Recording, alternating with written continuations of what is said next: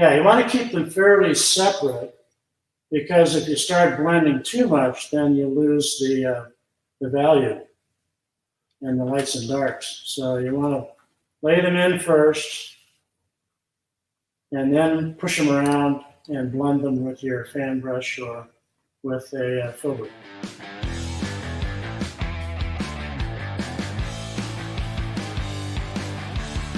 You are going to love today. We have the great Charles H. White with us. What a fabulous landscape painter. Charles, welcome to day number 222. Thank you, Eric. Nice to be here. Thanks for having me. I'm glad to have you. You know, you kind of had a lot to do with all of this. Yeah, well, I'm wondering why you waited to day 222 to put me on. Mitch said you got to bust his chops about that. But, well, the reason I did that is because I wanted to hold the biggest day of viewing ever, which is the day before Election Day, because everybody's so sick of all the election nonsense that they're tuning in and they're saying, I hope Eric does something special, like really, really special. And so that's why I put you on day 222. Ooh, pressure. No pressure. No pressure. So I should probably tell people that, that there is a story behind how you and I met. I was in Walnut Creek, California. I was living out there. I think the kids, I don't even know if the kids had been born yet. And Lori and I don't think they were, because Lori and I were walking through a street art show in Walnut Creek. And I saw your paintings and I was instantly blown away by your paintings. And I introduced myself. I don't think I did any of this at the time, and asked if you did lessons, and of course the rest is history. Yeah, we had a good time. Every Wednesday night, we got together with the crew and went to dinner, and then had a 2-hour class. Yeah, I met some of my closest friends ever in that class. You know, Mitch Netto and Thomas Laurie and Faraday, and of course you and many others. And we were in that class together. I'll bet we did that class together for, what do you think, 8 or 9 years? Oh, it wasn't that long, was it? It was a long time. Was it? Yeah. Well, I was thinking 4 years. No, I think it was longer than that. Yeah. It just seemed longer, that's all. Yeah, it seemed longer. No, it was fun. We had a good time. Yeah. So I'm curious as to where's Dr. Death today? Oh, Dr. Death is over there in the corner. He's just hanging out over there. I don't know if you can see him. He had Dr. Death on Halloween. Yeah. Yeah. All right. Well, Dr. Death says hi, and he says, don't come too soon. Right. Yeah. Right. He's knocking at the door these days. With the pandemic and all. Yeah. Let's hope not. So, Charles, what are you going to do for us today? I have no idea. Okay, good. Nice knowing you. And that's probably why I didn't invite you before day 222. I had to start reaching into the dregs, right? Oh, I figured after 222 or however many people, what's left? You know, what is possibly left that they haven't covered? Well, let me save the best. And, well, you know, there are some artists who actually pick up the phone and call and say, hey, you know, I'd be willing. And I never heard from you. I assumed you didn't want to do it. No. So what are you going to do today? Sooner or later. I'm actually going to do a little, my Bob Ross impression of fluffy little clouds, happy little clouds. Oh, good. You do great clouds. I learned more about clouds from you than anybody. I want to say, just for everybody's benefit, Charles is the best teacher. I studied with Charles for, I think, 8 or 9 years, and he really, really helped me understand all the core principles. Whether or not Charles's style is your style, it doesn't matter what you can learn. You can learn so much about all these core principles from Charles, including like clouds, you know, things that I never really understood before. So you're going to love this today. Charles will be back in just a second. Charles is oftentimes known for his fall scenes. He does incredible color work. His coastal scenes. Charles and I used to go out to the coast and paint all the time. Give you just a little sampling of some of his work. There's another fall scene. He loves these fall scenes in Rhoads. And I was painting a fall scene in Rhodes the other day. I was thinking about Charles because he knows how to nail it. That's Mount Diablo in California, classic California scene. There's another one. And Charles, I probably have somewhere in here, I probably have I have hanging up in my studio. Let's see if I can find it.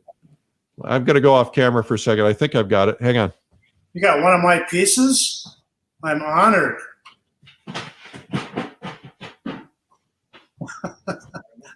In fact, It's it's the trash can. All right. Yes, I remember that. well, that was the view from my backyard, if you remember. I remember that. And we painted out there, and what an incredible view. Never lived with a view like that before or since. And so this has very special meaning to me, first off, because you really taught me painting, but secondly, because it reminds me of where we used to live. And so it's the only one, well, actually, there's one other painting from another artist hanging in my studio, but and that's a classic old Russian painting. But you're the only other artist hanging in the studio. Right up there with the Russians. Yeah, I do have it. Unfortunately, it's behind the door. My painting's behind the door. Yeah. Well, I'm better than having it above the toilet or something. Yeah. Oh, well, actually, that's, you get more viewing that way than any other place. All right. So it's not behind the door. I was joking. Oh, okay. Okay. Yeah. You have to know my sense of humor.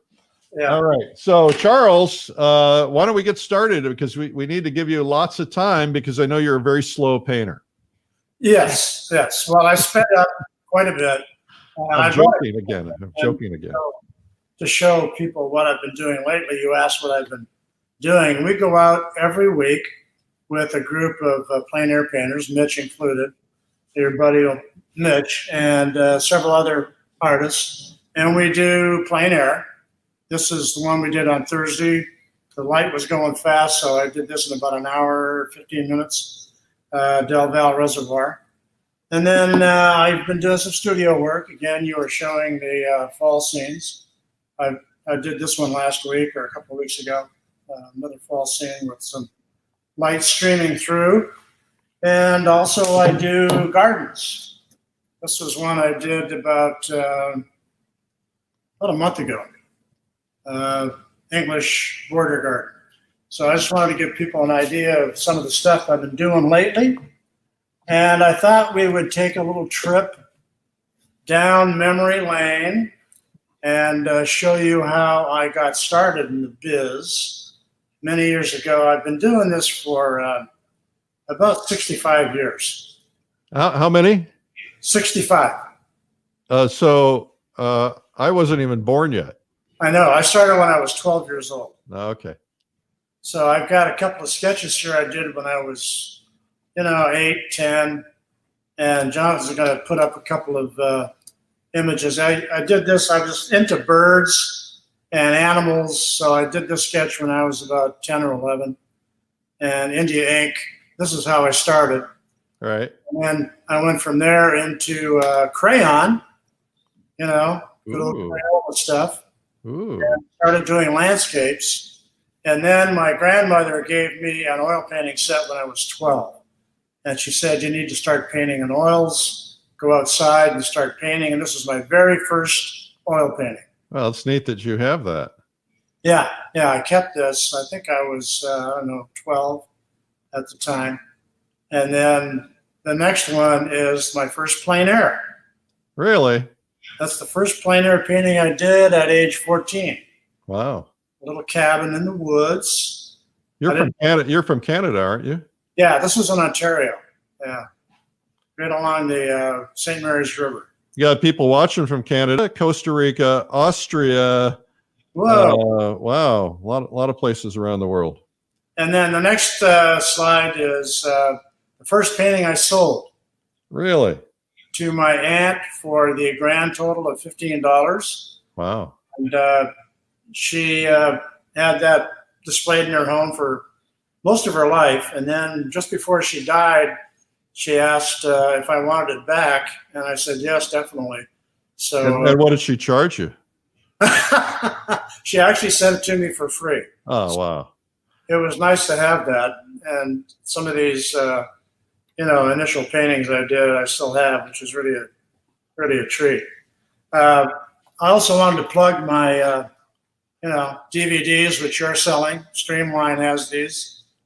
This is a fall scene, which I did start to finish in about an hour and a half, 2 hours. There's no breaks, no camera stops. It's start to finish, so you can follow along on the techniques I use to do the fall scenes. And this one is painting Monet's garden. And it also has a cloudscape towards the end of the DVD. So you can find those at lilyartvideo.com. And normally we want to film them ourselves, but Charles's son is a professional videographer, so we let him do them. Yep. The man does a great job. Yes, and also, they've got a book of my work and life story, which Eric Rhoads wrote the foreword in, which I'm very proud of. So it's got about 150 images of my work. And you can also at lilyartvideo.com. Yep, you can get that from that source as well. So today we should get started because it's time is ticking away. Tick-tock, baby. Tick-tock, baby. So today, the thing that I get asked more than anything from my students is help me to do clouds. How can I do clouds and make them look real? So I decided I would do that. And I loved your Bob Ross impression the other day with his angel wings, painting little clouds with angel feathers. That was really a kick. Anyway, if you haven't seen that, I'll show it if we have time at the end. It was a hoot. So I'm using linen. I like to paint on linen. I like the surface. It's a little softer and smoother than canvas, and the tooth is a little longer. So that's what I'm using. And then I always do an undercoat of acrylic. I use red oxide and white, and do the underpainting so it gives a nice warm background. You always use the same underpainting color? Always, yeah. Over the years, I've experimented with light yellows and light reds, and this one seemed to work the best. So when I get a canvas, I just, prime it with this and stack them up in my studio so they're ready to go. Today I'm using probably 2 or 3 brushes.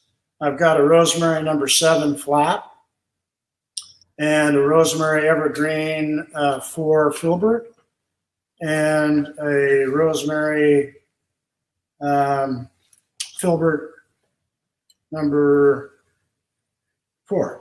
So I got 2 number 4 filberts, which I may use, probably I'll just use the Evergreen because it's got a little softer bristle, and a fan brush. Here's my palette, which we'll talk briefly about. I use a simplified palette. You've reduced the number of colors, I think, since I studied with you. Yeah, I don't use a lot of colors. I keep it quite simple. I've got 2 yellows. Can you hold that closer to the camera? There we go. Good. Yeah, okay. We got yellow ochre and cadmium yellow medium. Sometimes I'll use a cad light if I think I need it. Cad red. This is Venetian red and alizarin crimson and cerulean blue, ultramarine blue, and I got a little Payne's gray here today because we're going to do some clouds, so I put a Payne's gray in there. And then, of course, white. All right, let's get painting. Yeah. I'm a taskmaster, baby. You are. You're a hard guy to keep up with. Aren't you exhausted after all of these sessions with all these artists? I'm invigorated. Wow. Okay, we're going to start up here. Can you see this all right? Yep. Yeah. Start up here with the white clouds, and using. Are you making it up or using a reference? Now I'm using this reference right here, the photo reference. Can you see it? Hang on a second. Yes. Okay. We see that. Yeah. Okay. And is that pure white or did you put some yellow ochre in it? Well, I put some yellow ochre in it. I very seldom use straight white. It's a little bit cold. So I always add a touch of yellow ochre or cad yellow. So you always put your whites in first on your clouds? Yes. Yeah, I want to get the whites in. I'm using quite a bit of paint. A lot of times the students are very skimpy with the paint. And this is part of their problem, why they can't get it done right, because they don't put enough paint on the canvas. So you got to get it on there and push it around before you can start doing anything with it. If you don't have Can you talk about perspective in clouds, because you're going up off the edge of the canvas, for instance? okay. Can you see everything going on? Yeah. Okay, what we need to do here with the clouds is try to create form. So we do that with, of course, values, light and dark values. So I'm putting the light values in first with the large flat. And then I'll put in the grays to create the shapes and form.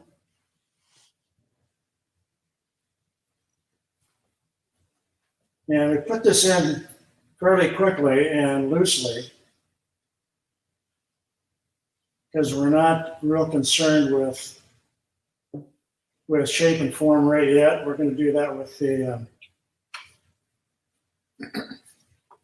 the grays. Okay, and then there's some. And you're letting a little of that pink show through, which helps too. Yes, that's another reason I do the warm underpainting, is it helps warm everything up. So you've put a little Payne's gray in there already. Put a little gray in.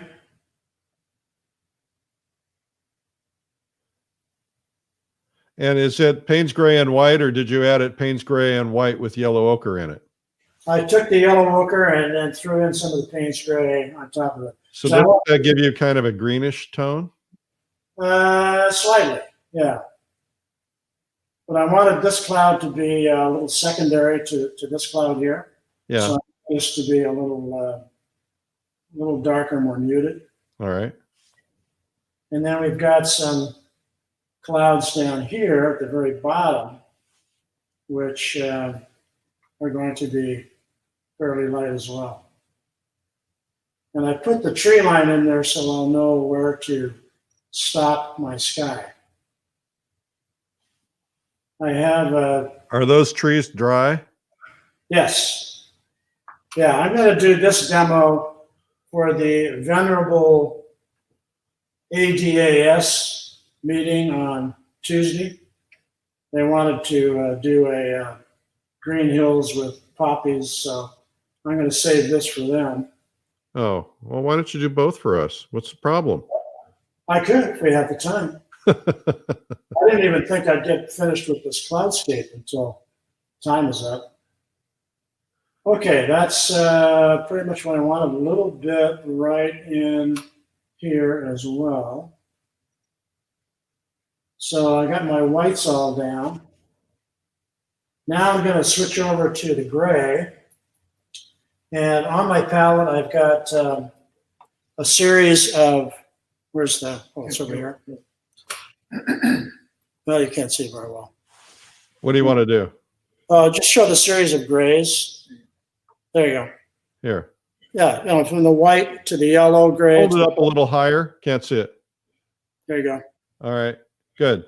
Yeah, just a series of grays so that you're not stuck with one. It goes in descending order from light to dark. So now we're going to go with a little darker and create some shadows around the outside of the white. Try to stay awake, Jonathan. Yeah. He's over here nodding off. He's doing a great job. Yeah, he's the guy that did my 2 DVDs. And very professional at it. Thank you. Okay, so we're doing this. You can see the gray going into the white. I'm not crazy about the flat as a blending brush. So that's why I'm using or I'm going to go to the filberts because they'll do a better job at blending. But let's get the paint down first. One nice thing about the big flat is it lays a lot of paint on the canvas at the same time. Can you see what's going on here? Yeah, so always lay the paint in before you even begin really trying to. Yeah, if you don't have enough paint, and I have to drill this into my students. I used to teach 5 classes a week.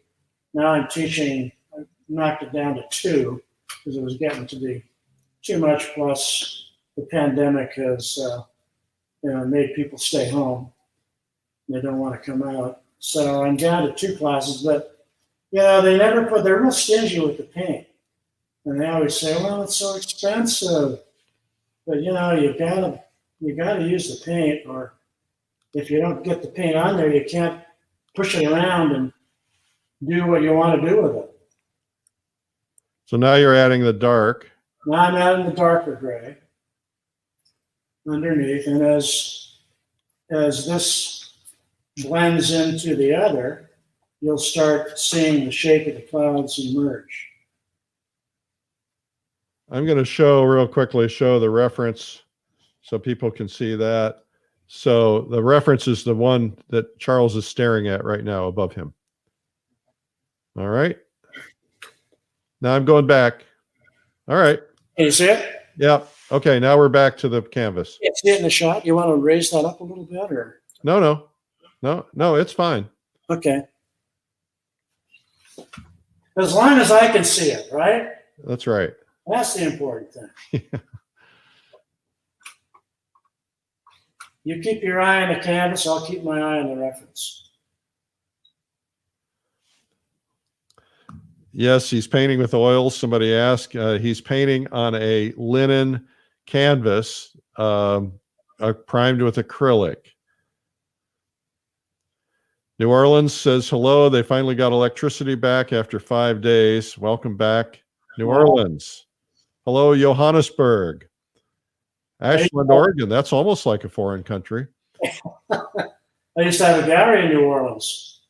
I remember that. Katrina did them in. Good people down there. Yeah, I remember going into that gallery. Okay, I got another really dark spot right over here. So it's good to lay those darks in before you start blending, because otherwise you're gonna lighten up your darks, I assume. Right. Yeah, you want to keep them fairly separate, because if you start blending too much, then you lose the value and the lights and darks. So you want to lay them in first, and then push them around and blend them with your fan brush or with a filbert. Nigeria is watching. Hello, Nigeria. Nigeria. Wow. Kerala. I don't know where Kerala is. You'll have to tell us where that is. Cozumel. All right, Cozumel. Welcome. Boy, we truly have the world today. You're an internationally renowned artist, Charles. Wow. Can I put that on my resume? Yes. Yeah. Just quote me. I've painted in front of the world. Painted in front of the world. I feel like I did when I was at Art Expo in New York at Javits Center. Yeah. Painting in the aisle, surrounded by all these world-class painters and 20,000 people breathing down my neck. Pressure. Yeah, pressure. Hague, Netherlands. Welcome, Netherlands. Okay, I'm just about finished with the lay-in of the gray. India, Austria. Wow, we've got the world today. I guess now that people are getting re-locked down, I guess we're seeing even more people. Sorry Yeah. about that, guys. Well, New Zealand. another thing about clouds is, of course, every region, no matter where you are, has different clouds. What I'm painting here is typically California, low cumulus clouds, which aren't real thunderheads like you get in the Midwest, or you'd get, in Arizona or someplace like that where they have really booming thunderstorms. So the clouds here are pretty soft and not too cumulus. Okay. So I'm used to doing these, but wherever you are, you have to get used to doing the clouds, that are native to where you're painting. I see. Yeah, of course. Kerala is in the southern tip of India, God's own country. Also, another one here. Here's Newfoundland and Montreal. All right. Make you feel right at home, Charles. Yeah, exactly. My old Dorset in the UK. Oh, you guys are really climbing in today. Thank you for that.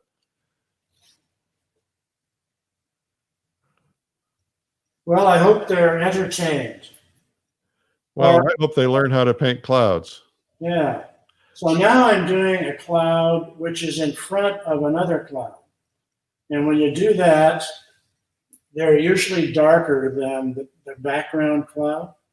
So I'm doing a gray over the light. And I'm going to do the same thing with this one. I'm going to drag this one down in front of this. It creates a little drama and a little interest. Charles, are you in the studio at home, or are you in the studio? Where are you painting from today? My studio is a little cramped, and we couldn't get the lighting right. So you're in Oakland? No, we're in Pleasanton at the okay. At John Madden Soundstage. Okay. Lebanon, welcome, Lebanon.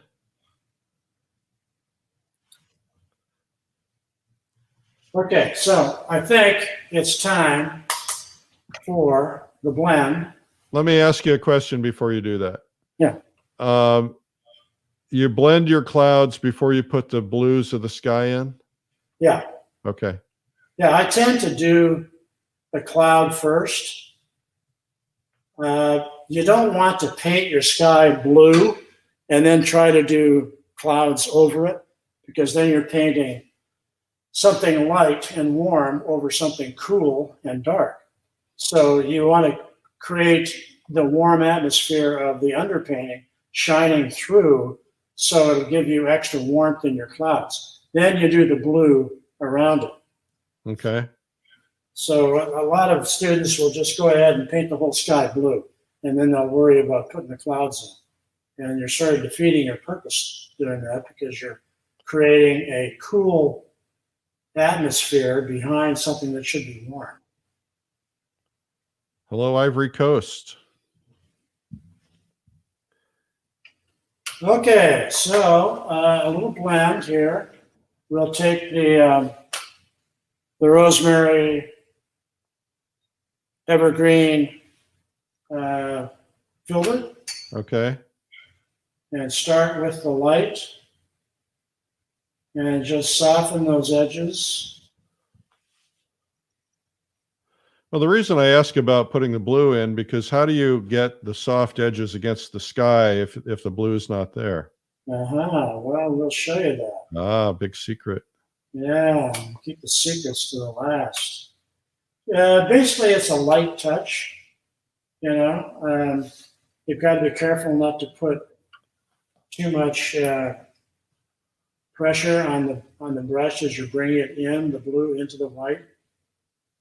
And don't meld them together. Try to keep them separate. So you never have a sharp edge on a cloud, do you? No. You don't see sharp edges on clouds, basically. It's water vapor, right? Yeah. So you want to keep it soft and vaporous. That's what clouds are. Okay, so yeah, I'm not going to complete the blend before I put the blue in, but I just want to get some of these. Well, give us an example of blending the gray into the gray. Yeah. Yeah, see, a very light touch. You don't push too hard, so you're just moving a small amount of paint. Very, very easy to lose it. You could start creeping into one another very fast. Exactly. Yeah, the wet on wet, you have to be very light-handed, delicate. You can't be too heavy-handed. And that's pretty much true with a lot of things in landscape. Don't be heavy-handed. Just, especially if you're doing wet on wet. You gotta do a light touch. Okay, now we will take the blue, and I was going to pre-mix this, but I didn't get a chance to. And Charles, one thing I want to ask you about is that there's a lot of question about blues in a sky. Some people tend to make them too light. Some people tend to make them too dark. How do you judge that? Is it simply what you see, or is there more formula to it for you? Well, against a white cloud, you want it fairly dark because you want that contrast. Yeah. But down towards the horizon, the further you get to the horizon, of course, the lighter and the more turquoise it becomes. So how do you make it more turquoise? You put yellow into your blue? Put yellow into blue.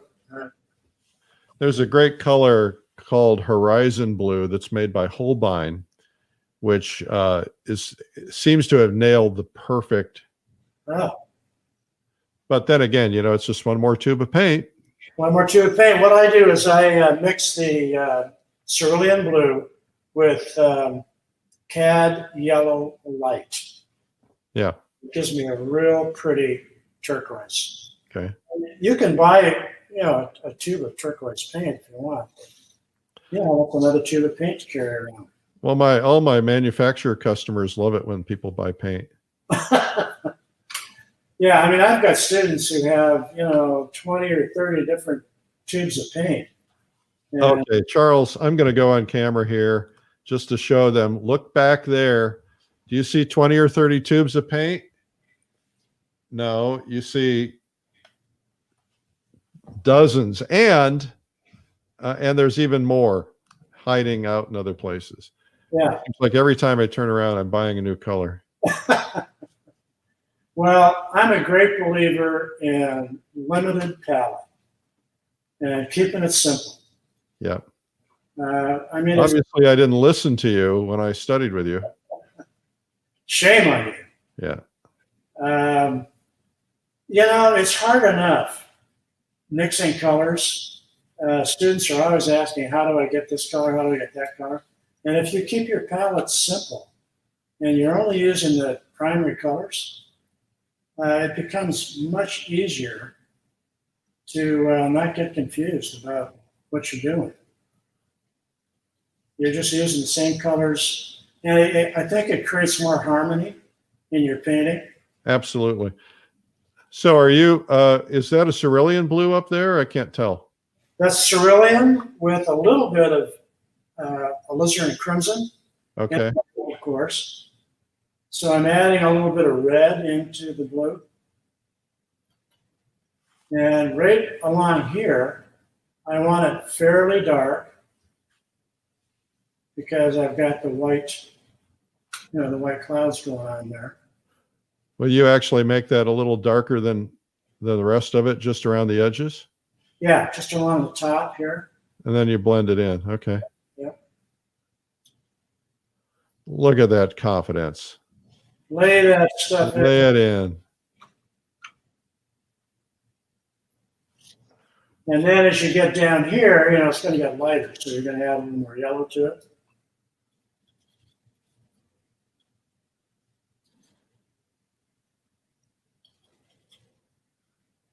I think everybody watching should try to do a cloud painting. Take this video and try to do one, and then post it so that we can see it, because I think it'd be really interesting to see if this really helped you nail your clouds if you weren't nailing them already. I still have problems with clouds. My tendency is to put the darks in first, and that I'm seeing I was doing it backwards. I see somebody else said that too. Yeah, yeah. I'm always working with the lights first. You can always push a sky in. I mean, why put the blue in too early? Just it's gonna go in. So just be patient and do your clouds the way you want them, and then bring your blue into what you've created. Now, do you ever warm one side of the sky and cool the other side of the sky based on the light source? Not usually. Okay. I have sometimes if it's a large sky expanse and you want to see where the light source is coming from. Okay. Usually I don't do that.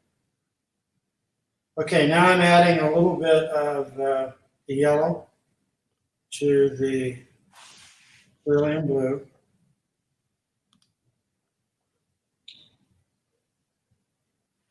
And we'll put a little bit of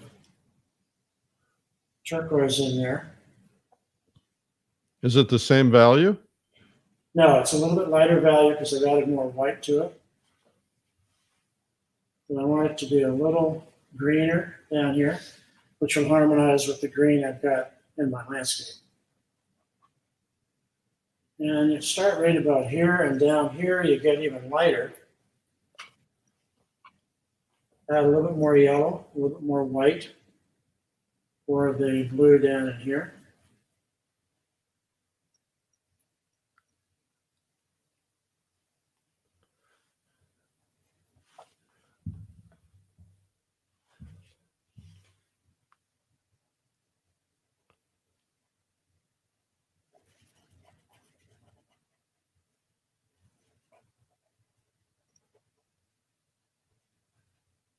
How are we doing on time? We got about 10 minutes. Okay. Perfect. Yeah, you timed it well. And then we just blend these two together.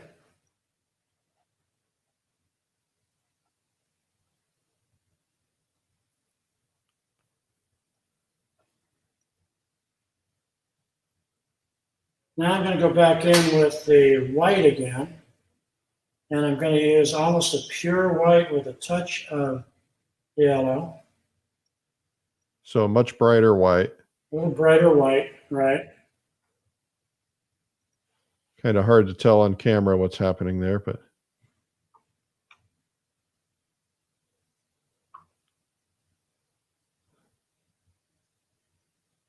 Yeah, this is where you've got to watch wet on wet that you don't get too muddy. Yeah, got to keep your brush clean. Yep. And be careful as you're coming up to the blue that you don't pick up too much of the blue.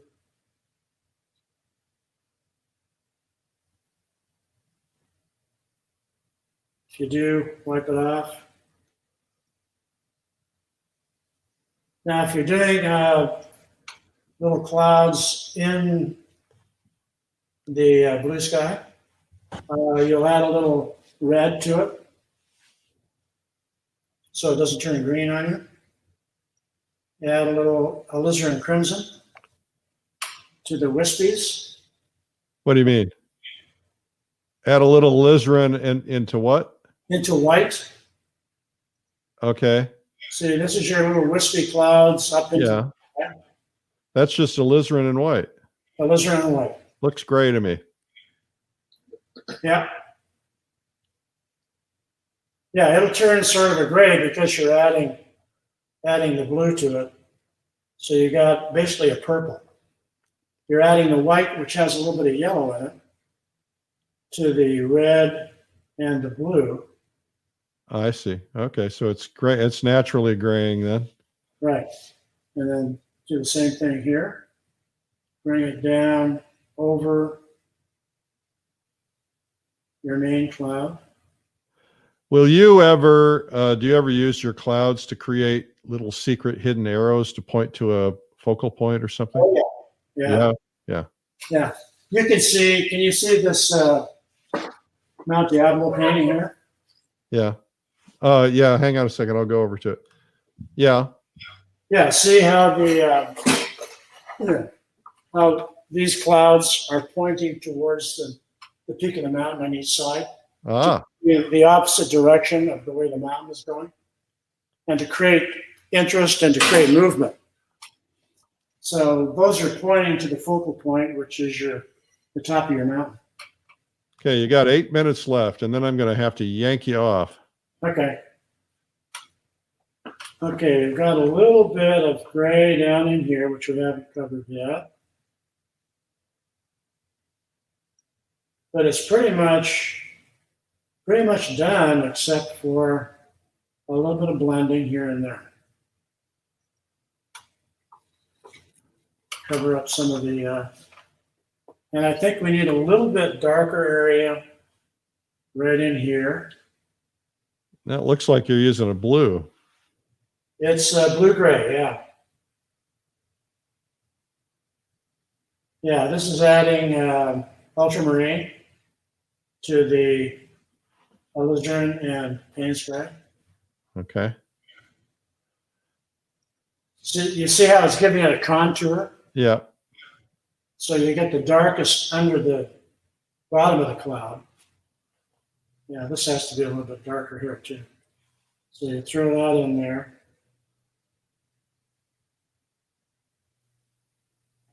And then you blend it up. And now you're creating the round shape of the cloud. So the problem with clouds is people tend to make them too hard-edged and too flat. They don't create a round shape in the cloud. So you do that with a slight gray here so that you know that this is billowing over that and this is billowing over that because of the light and dark. Now, what if you're doing like a glowing afternoon sun on the clouds? Follow the same principles. You just put more yellow into your whites. Yeah, you just you're using a lot more color when you do that. Like this painting right here, I don't know if you can get up and see that, but this has a lot of pinks, purples, yellows. Yeah. Because it's later in the day. Yeah. This is like an hour before sunset, so you're getting a lot of white going into pink, pink going into yellow, and yellow going into pink, pink going into purple. Yep. And that gives you a lot of movement and motion in your clouds, plus a lot of color. All right, we're down to about the last 4 minutes. 4 minutes. Okay. Well, let's bring this up here.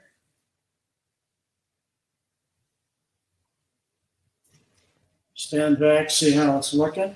A little darker down in here.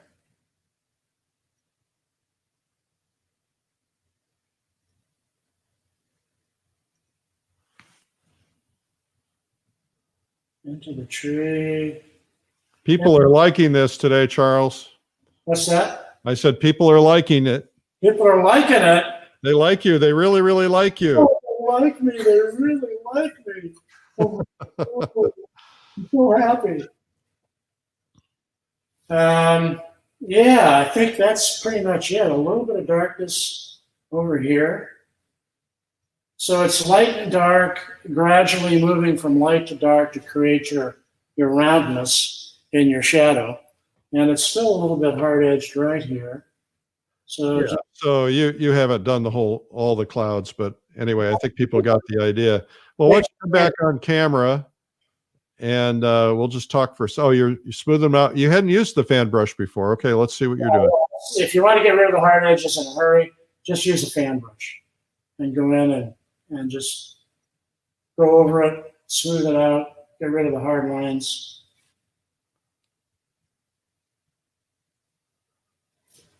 Right down in here.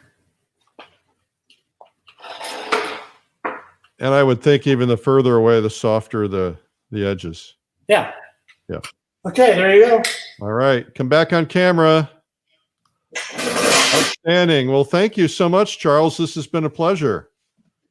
Oh, it's been my pleasure. And I hope that they viewers got something out of it. Absolutely. So let's find out where we can find out all about you. Let's say, first off, your Instagram is Charles White Art 43. Right. And that's based on your age, right? You're 43 years old? Exactly. You know, exactly. Yeah. I'm an old looking 43. It's because of all the hard years I've had. My son has aged me. Sure. Yeah. No, it's breathing in all those chemicals. Yeah. All right. And your website is charleswhite.net. Right, not .net. I need to update that. I'm terrible at marketing, I admit. Yep, the It's too bad you don't know anybody who could help you. No, not a soul. I'm bad at that. I've been extremely busy painting and not spending enough time marketing. And I'm guilty as charged. But yeah, but you always, I learned a lot about marketing from you because you've always done a really great job on that. Let's see if I can figure out how to get us both on camera. There we go. You're a little off camera now. There we go. I learned a lot about marketing because you've been selling art consistently for what, 40, 50 years? About 40 years. Yeah, I made a good 40 years. Yeah. Yeah. And I've been published since 1995, and that helps get your images out around the world. So when you talk about that, what you're saying is that you're published on G clays and mouse pads and things like that, right? Yeah, you license your work to anybody who wants to do images. Like my publisher which is Hadley House, will sell my images or license my images to manufacturers who want to put images on books or cards or puzzles or whatever. Yeah, that's nice. Another source of income. Yeah, absolutely. Plus teaching.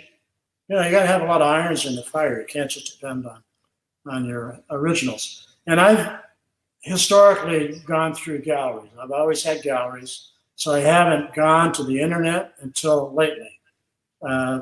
Last October was the first time I got involved in Instagram and putting my stuff on the internet. So I need to move into that direction because that seems to be where sales are going. Well, it's certainly one of the, you have to look at everything as a separate outlet. It's a cumulative effect these days. It's not just galleries, not just online. There's just a lot of different alternatives. And these days we kind of have to work it all. Well, Charles, this has been a pleasure. I want to publicly thank you. You changed my life. And I just miss being around you every day. I think you need to move to Texas. That's what I'm thinking. And then about the time you get here, I'm going to move out. Well, it's been a pleasure and a joy, and I really appreciate our association and all that you've done for the art world by putting all of these programs out and having these great artists show how to do it. You've helped a lot of people. Everything I learned about generosity, I learned from you. No, I don't believe that for a minute. All right. Well, thank you again. Everybody go to charleswhite.net or at least go to Instagram, Charles White Art 43. And that way you can see his work on a regular basis because he's cranking them out probably like 2 a day. Right. Right. At least. You are pretty fast. You can get these videos from Streamline. Yeah, lilyartvideo.com and just I need the money. Yeah. All right. I like that. I need the money too. So, and your book. There it is. Nothing like and he says he knows nothing about marketing. Yeah, of course the plug with the plein air hat. Yeah, I've got it all figured out. Yeah, you got it down. You should have had a watercolor live apron or a realism live apron or plein air live or something. Yeah. All right, Charles. Well, thank you so much. It's good to see you. God bless you, man. And once pandemic's over, we'll go painting. Sounds good. All right. Let me know when you're coming to California again. We'll do it. I always do. All right.